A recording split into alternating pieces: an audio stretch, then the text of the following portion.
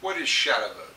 Well, ShadowVote is an attempt to take a political system and computerize it. Just like any business that wants to improve the efficiency of their business, they bring in computers, they set up databases, and it generally makes the company more efficient. Now, up to now, nobody's did this from the citizen's point of view for politics. So the first big idea with ShadowVote is to stop duplicating the same work over and over. For example, every year or two there's a petition drive for one issue or another. Somebody has to get behind that group and ask volunteers to go out or hire and pay people to go out and collect petitions from voters.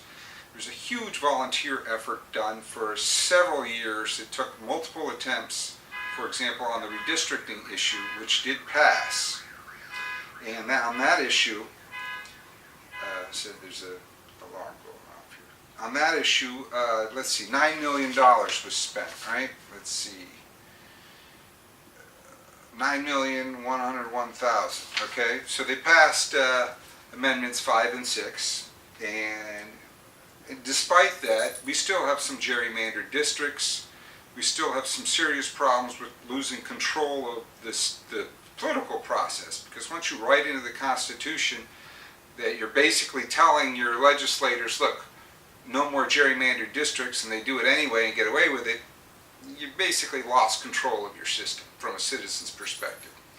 So, and it's not just that, there's other issues. The money in politics is just getting absurd at this point. I mean, in our governor's race, there was him and a couple others broke some new records for the amount spent. So what it was $75 million, which works out to $29 per vote, which was spent for the governor's races in the last election cycle. I'm recording this in April 2012. And in the primary, they spent $84 a vote. So since the Citizens United ruling, you know, even more money will be spent. I mean, it's getting insane. Now, ask yourself this. Well, first of all, let's go. That's just touching base on petitions for issues. There's so much to go over in the political process as far as getting it into a computer. So I'm only going to touch base on it. So before I get any farther, though, my name's Leonard Schmiege. I'm basically beginning this project, but this is a cooperative project. We're going to need all the voters that are interested to participate. So it's not going to be my project, it's our project. With your help, it'll go well. Now, when it comes time to vote for a candidate, what do you have? This is what I've been collecting for the last couple of years. Okay. Now we have a vast quantity of political flyers, all right? Because I'm a super voter, that's somebody who votes every election. I get all these in the mail sent to me, okay? Now some of them are attack ads, some of them, but most of them in general, they all say exactly the same thing. Vote for me, I'm great. So, and that's what a majority of people make a decision on, supposedly, because that's why they send it. You know, 15% of voters are also influenced by whatever the newspaper publishes. So what we need first of all is to database all the candidates and all their bios and all their opinions and prior votes and opinions on political issues, and then we can research them before we vote. And instead of digging around on the internet, they should all be laid out for us, plain as day, to make it fast, easy, and nice, and you know, enjoyable. We should be able to watch a video on the pros and cons of each candidate, the newest debate that they took part in, and so on. So, unfortunately, you know, as I stated before, $75 million was spent on that governor's race. Imagine if $75 million, or $34 per vote, was spent to build an online system to help voters find the best candidates.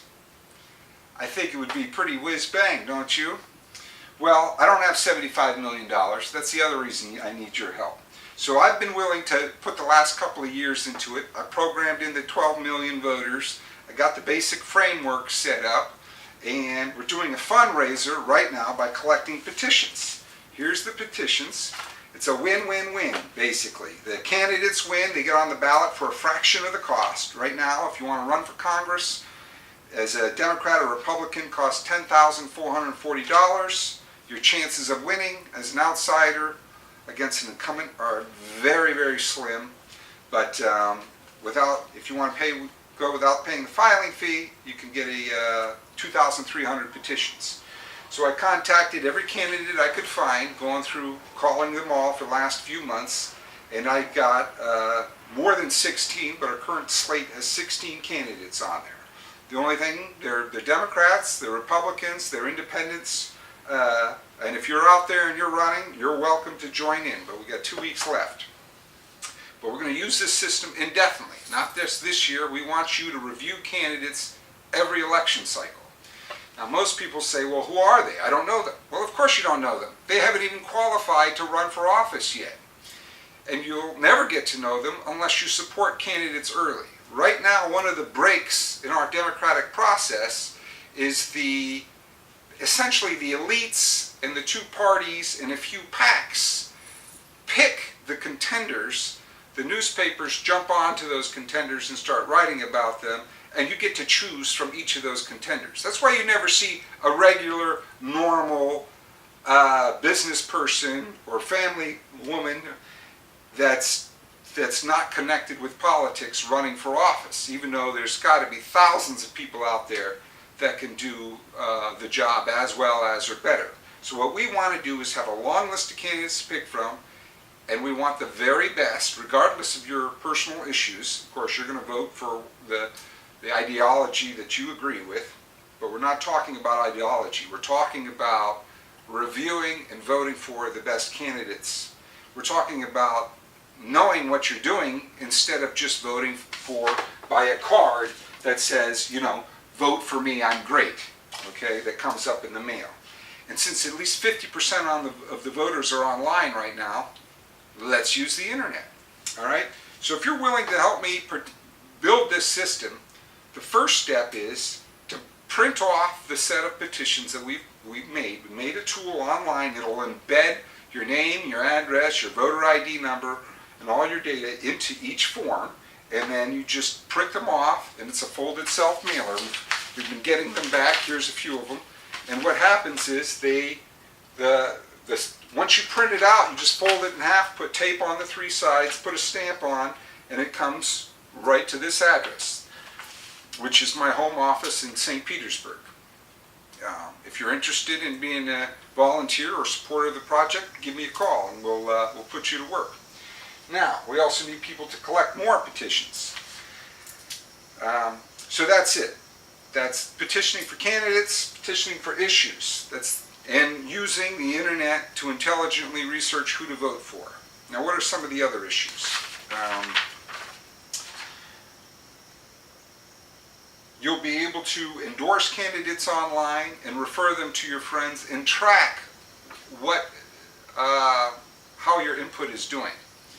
And you'll also be able to look up to see if you're promoting a specific issue. Let's say, now I'm not promoting any particular issue here, but let's say the medical marijuana issue. The majority of citizens are for it. The majority of politicians think it's too hot to handle, basically, to discuss.